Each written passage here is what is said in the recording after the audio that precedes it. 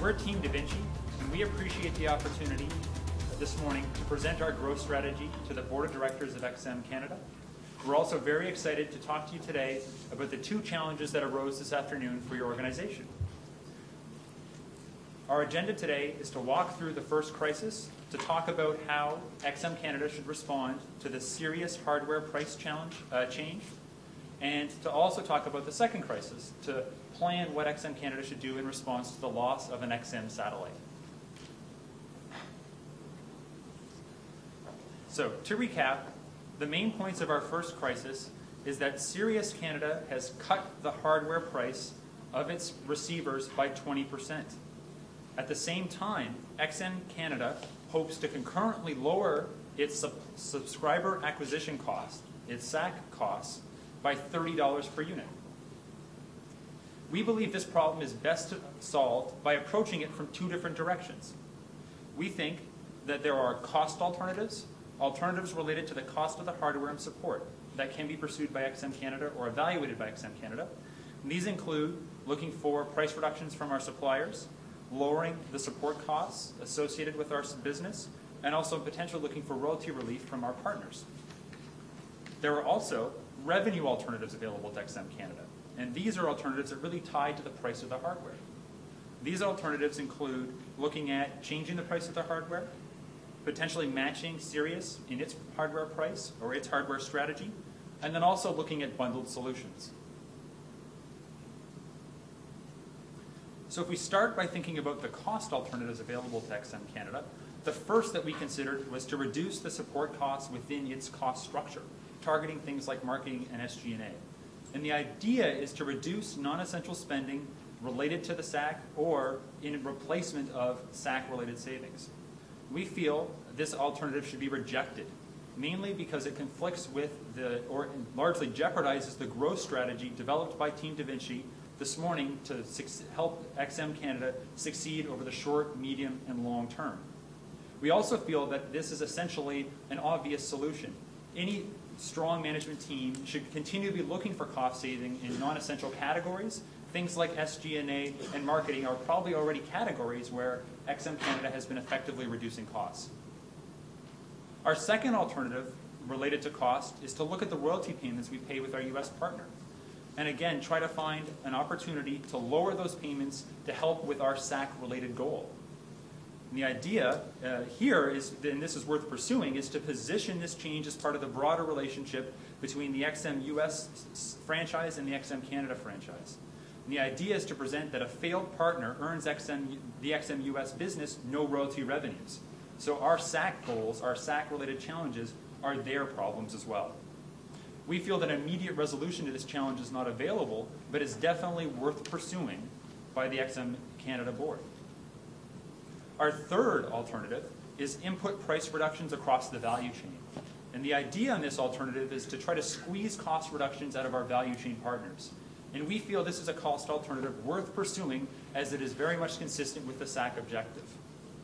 We feel that manufacturers have sunk costs related to their relationship with XM Canada or XM in the US as well, and that they are at risk if XM is less successful. As we sell less hardware, they do less well. This is an opportunity to revisit those relationships and attempt to lower costs.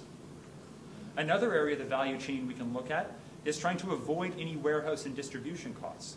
Again, looking at our partners and trying to understand, is there a way to shift the cost associated with warehousing and distribution of these materials or our actual product either back to the warehouse or forward to the wholesaler organizations. Andrew will now take us through revenue alternatives. So now that we've had a look at ways that XM can reduce costs to meet its overall SAC reduction targets, we're also going to look at ways that it can increase revenues. So again, we have three alternatives on this subject. First is to increase their hardware prices immediately.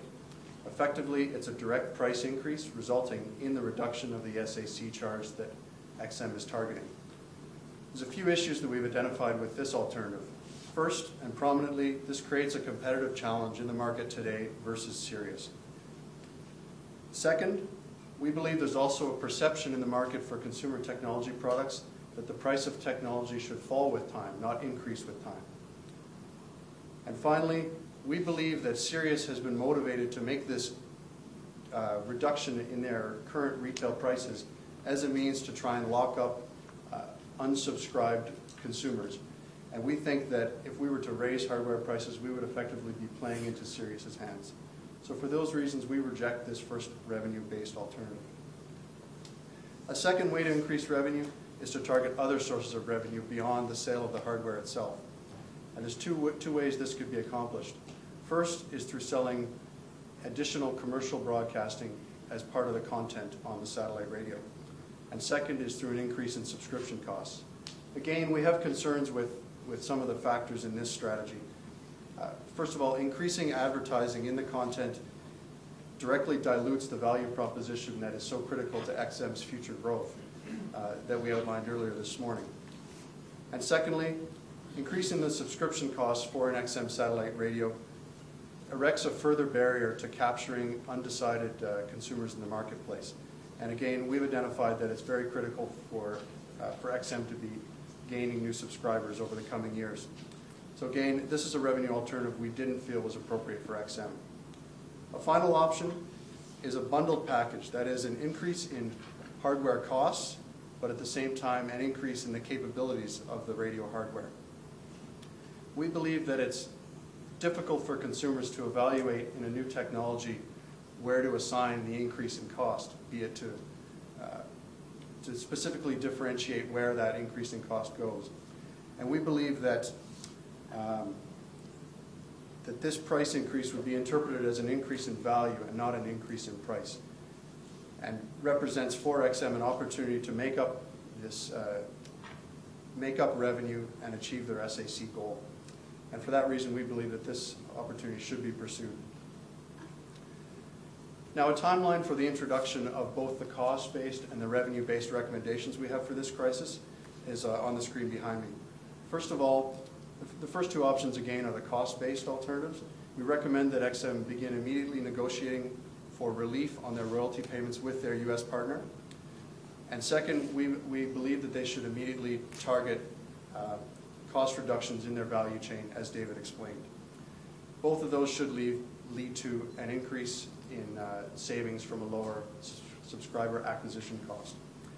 And the final goal of bundling new technology with a higher hardware price is a slightly longer term implementation schedule, and basically depends on the availability of new technology within the pipeline at XM.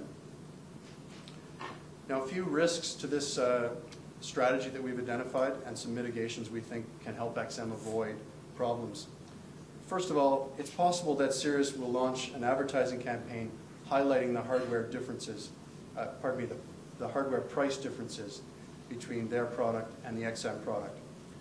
And our mitigation strategy for this is to have a marketing campaign that clearly emphasizes at all times the superior technology of the XM product. And this again is in line with XM's premium positioning in the marketplace. And that needs to be maintained both in content and in hardware. A second potential risk is that XM's partners in the value chain, that is the hardware manufacturers and the wholesalers, may reject the request from XM to reduce their prices and help XM with their cost savings goals. Were this to be the case, despite their own sunk costs and vested interest in this strategy succeeding, we think that that would then require XM Canada working with XM in the US to evaluate other hardware manufacturers and partnering with new manufacturers. So that sort of concludes our reaction to crisis number one. And now to take us through the satellite crisis, I'm going to pass it off to Chad. We definitely have a serious problem with one of the satellites failing. The problem is we lost coverage on the West Coast and major cities. It is a point, though, to note that this problem also exists with XM US. So we believe there's going to be a lot of leveraging between our capabilities and theirs in solving this problem. We believe the solution is twofold. One is looking at technical solutions, and the second is communicating to stakeholders and to customers what we're doing about this crisis. First step, we believe we should immediately form a crisis management team, which will act in liaison with the XM US team. In this team, the team should be cross-functional, including technical. It should include expertise in technical, marketing, and financial fields. It should be responsible for monitoring the situation and reporting to the executives in both XM Canada and XM US. The team should be responsible for developing a stakeholder communication strategy to make sure that we are very transparent about the steps, that XM Canada is very transparent about the steps that they are going to take to solve this problem, and solutions that are going to come out of it. First, we'd like to just investigate some technical options, and these came up as we were discussing them with each other. We believe that the satellite footprint before the rock satellite was lost could be captured in the following graph. We can see that the satellites overlap somewhat, and we lost coverage over the west coast after the loss of rock. Our first solution is we thought of is installing the extra repeaters. We want to note that XM Canada had purchased repeaters for rollout in major cities. They had a couple, actually more. They had some repeaters extra in their inventories, and these could be rolled out quickly to be installed in major cities with a landline internet connection that could broadcast transmission of these repeaters. And this way, they won't lose their major customers in the major cities. Another solution would be to try to reposition the remaining satellite centrally over the U.S. continent. We believe XM US would be most interested in this solution because it would allow it to regain its satellite footprint across the entire U.S. Geography.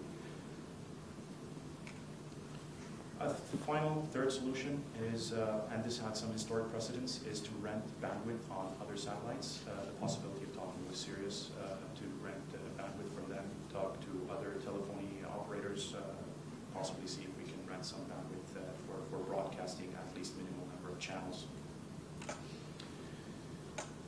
The pros, cons, and costs of the solutions, we outlined them very quickly as following. Installation of the repeaters, we gain the advantage that we don't need to depend on any other parties except ourselves.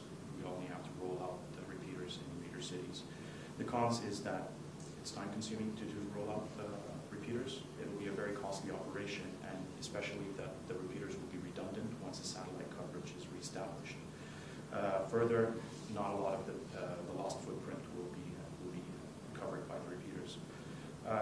Some of the major cost variables entering into this equation, we estimate 2 months to install the repeaters across major cities, and the installation cost of the repeater itself would factor into the cost.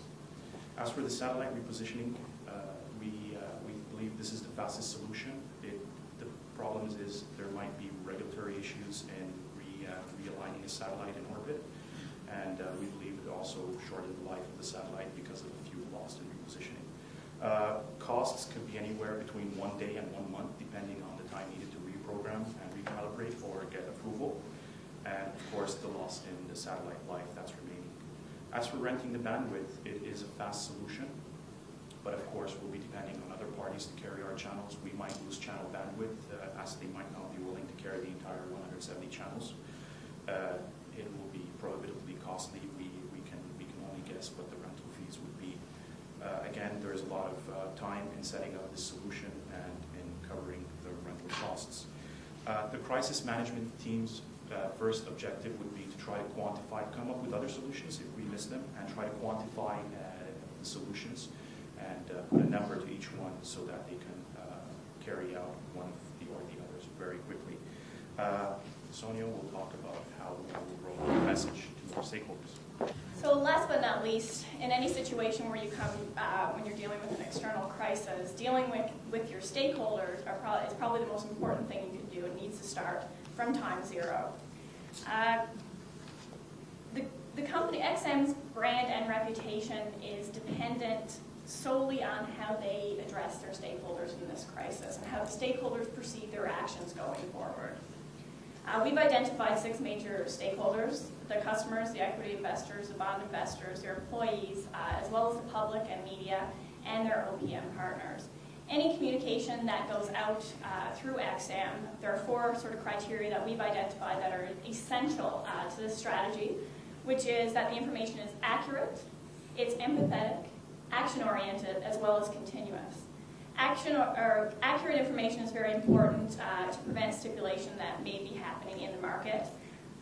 We don't want the market having to make up ideas of what happened. We want to provide them with accurate information and provide it in a very timely manner. We also want to take ownership of the problem and be very empathetic with our customers and our stakeholders and tell them that we understand the financial loss that they're experiencing because of this mistake, and also because, or the inconvenience that our customers are actually experiencing with loss of service. And continuous, the final one, oh sorry, I missed action-oriented. Action-oriented is also very important. We don't want to send out fluffy press releases about what happened. We really want to say, this is what happened, this is what we're doing, these are our estimated timelines to get you back up for service. We really want to be action-focused and prove to them that we are, as a company, taking all the actions possible to make a difference and get the service up. Continuous is also a very important aspect of this, in that we don't just want to send out, or XM doesn't want to send out one communication. They have to keep doing it throughout the life of the crisis and then post-crisis. So after everything is solved, they need to go back and say, these are the lessons we learned, never going to happen again.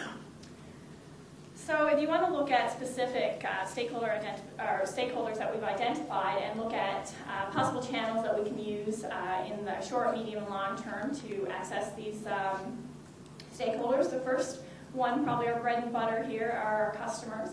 We have to be very cognizant of what they're going through, and I think in the short term, posting on our website, letting them know what happened is probably the first step. Secondly, utilizing our call center to make personal phone calls to each of our clients, let them know what's happening. Again, put a personal touch to what we're doing. And finally, print media. This is post-crisis, saying thank you. Thanks for standing by us during this crisis. And then finally, we're looking at our investors. It's very important to keep our investors in line here, as we don't want them to lose confidence in our company. XM is very early in its life cycle, and we really don't want XM to suffer too many losses here, so we hope to mitigate the loss of investor confidence by providing the open, accurate communication to them and expressing to them that XM is doing as much as they possibly can to alleviate this problem. Some channels that XM can utilize here are their website as well as press releases. Moving down, our employees, they are an important stakeholder. We want to keep their morale up. We want to ensure that they're in line with the goals and objectives of the company, and ensuring that we all work together to fix this problem. Finally, the public and the media, again, very important. We want to ensure that everyone's confident in XM's ability to carry on business in Canada. Press releases, interviews with papers, as well as interviews on news programs. Again, putting a face to XM, having someone out there in the public who is genuinely empathetic about what's happened and showing our clients and our stakeholders that we're really involved in what's happening. And finally, the OEM partners. Again, very important to XM's business. They must personally communicate what's going on and be very structured in the information and the accuracy of the information that they're providing their partners. So, in the end, it's inevitable. Consumers are going to expect compensation for this.